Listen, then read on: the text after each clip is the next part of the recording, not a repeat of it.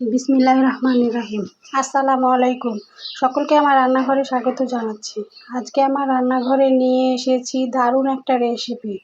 আমি ইউটিউবে বেশ কয়েকজনকে দেখলাম এরকমভাবে একটা রেসিপি রান্না করতে, তাই আমিও করে নিলাম। এখানে মসুরের ডাল দিয়ে পাটের শাক রান্না করে নিয়েছি। পাটের শাক এমনি খেয়েছি, কিন্তু এই রেসিপি কখনো খাওয়া হয়নি। কিন্তু এটা খেতে যে এত মজা, না রান্না করলে খেতে বুঝবেন না। এই যে এখানে আমি পাটের শাক পরিষ্কার করে বেছে একদম ধুয়ে নিয়েছি। ধুয়ে একটা ঝাঁকাতে পানি ঝরার জন্য রেখে দিয়েছি।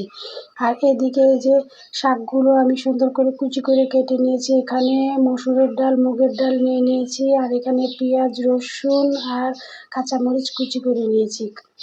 এখন চুলায় কড়াই বসিয়ে কড়াইয়ের মধ্যে আমি মসুরের ডাল আর মুগের ডাল ধুয়ে দিয়ে দিলাম। দিয়ে এখন এর মধ্যে আমি কয়েকটা কাঁচামরিচ, পেঁয়াজ কুচি আর রসুন কুচি দিয়ে দিলাম। কাঁচা পেঁয়াজ, রসুন যে কোনো সবজিতে বলেন বা ডালে বলেন দিলে কিন্তু খেতে আলাদাই টেস্ট লাগে। পরিমাপ মতন আমি লবণ দিয়ে দিলাম। আর হাফ চামচেরও কম আমি হলুদ গুঁড়ো দিয়ে দিলাম। আমি কিন্তু সব তরকারিতেই হলুদ গুঁড়ো কম খাই। আর এখানে 1 চামচ মরিচ গুঁড়ো দিয়ে দিলাম। দিয়ে এখন একটু নাড়াচাড়া করে নিচ্ছি যেন সব কিছু ডালের সঙ্গে সুন্দরভাবে মিশে যায়। এই যে সব কিছু সুন্দরভাবে নাড়াচাড়া করে নিয়েছি। এখন পানি দিয়ে ঢাকা দিয়ে দেব। এই যে পানি দিয়ে দিচ্ছি, দিয়ে এখন ঢাকা দিয়ে দেব সেদ্ধ হওয়ার জন্য।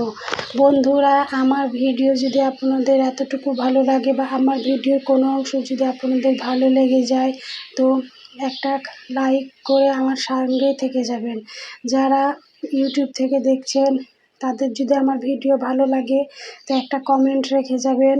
আর সাবস্ক্রাইব করে আমার পাশেই থেকে যেতে পারেন। কমেন্ট রেখে গেলে কমেন্ট ধরে আমি আপনার পরিবারে ঘুরে আসতে পারবো। আর যারা ফেসবুক থেকে দেখছেন তারা ফলো দিয়ে আমার পাশে থেকে যেতে পারেন। আর আমার ভিডিও যদি ভালো লাগে তো শেয়ার করে টাইমলাইনে রেখে দিতে পারেন। আর যারা এই কাজটি করেছেন তাদেরকে অসংখ্য ধন্যবাদ।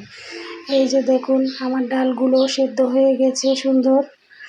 দিয়ে এখন আমি কুচি করে কেটে রাখা পাটের শাকগুলো দিয়ে দিলাম। এই সব শাকগুলোই আমি দিয়ে দিচ্ছি। এই সুন্দর করে শাকগুলো দিয়ে এখন আমি শাক আর ডাল ওপর নিচ করে সুন্দর করে ছেঁচকি দিয়ে মিশিয়ে দিব। আর আমি এখন শাকটা রান্না করব, কিন্তু ঢাকা দেব না। ঢাকা না দিয়ে রান্না করলে কিন্তু শাকের কালারটা সবুজই থাকবে, কালারটা চেঞ্জ হবে না। এই জন্য আমি ঢাকা দেব না। ঢাকা না দিয়েই আমি সুন্দরভাবে রান্না করে নেব। এই যে দেখেন আমি ডালের সঙ্গে শাকগুলোকে মিশিয়ে দিচ্ছি। আর দেখেন মিশাতে আমার শাকটা কতটুকু হয়ে গেল। শাক তো এরকমই যে অনেকখানি রান্না করে একটুখানি হয়ে যায়। এই যে আমি বারবার করে ওপর নিচ করে দিচ্ছি আর শাকগুলোকে সুন্দরভাবে সেদ্ধ করে নিচ্ছি। এই রেসিপিটা কিন্তু খেতে দারুণ লাগে। আপনারা এইভাবে রান্না করে খেয়ে দেখতে পারেন। খেতে কিন্তু অনেক সুস্বাদু হয়। আমার বাসার সবাই খুব পছন্দ করেছে। এই যে আমার শাক সেদ্ধ হয়ে গেছে আর ডাল তো সেদ্ধ হয়েই গেছিলো। এখন সুন্দর করে আমি ছেঁচকি দিয়ে বারবার নাড়াচাড়া করে দিচ্ছি। আর না ঢেকেই আমি কিন্তু শাকটাকে সিদ্ধ করে নিলাম। এখন কড়াই থেকে শাকগুলো ঢেলে নিয়ে ওই কড়াইয়ে আমি পরিমাপ মতো সাদা তেল দিয়ে এখন ওর মধ্যে রসুন কুচি ও পেঁয়াজ কুচি দিয়ে দিলাম। দিয়ে এখন রসুন আর পেঁয়াজকে আমি সুন্দর করে ভাজা করে নেব, একদম বাদামি কালার করে নেব। আপনার যে কোনো সবজি তরকারিতে বা ডালে যদি বাগারটা একটু কড়া করে দেওয়া যায় কিন্তু খেতে কিন্তু বেশি মজা লাগে। বাগার দেওয়ার ওপরও নির্ভর করে অনেক সময় রান্নার টেস্ট। এই যে এখানে হাফ চামচ আমি গোটা পাঁচফোড়ন দিয়ে দিলাম। ডালে তো গোটা পাঁচফোড়ন আমি দিই।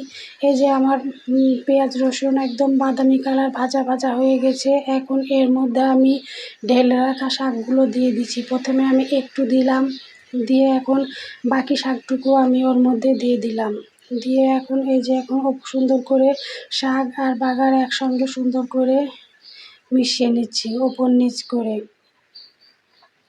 এই যে ছেঁচকি দিয়ে আমি নাড়াচাড়া করে মিশিয়ে নিয়ে এখন আমি ওপর থেকে ভাজা জিরা গুঁড়া ছড়িয়ে দিলাম। ভাজা জিরা গুঁড়া ছড়িয়ে এখন আমি আবার একটু নাড়াচাড়া করে দিচ্ছি। নাড়াচাড়া করে এই যে মোটামুটি আমার রান্না হয়ে গেছে, এখন নামিয়ে নেব। ধন্যবাদ বন্ধুরা।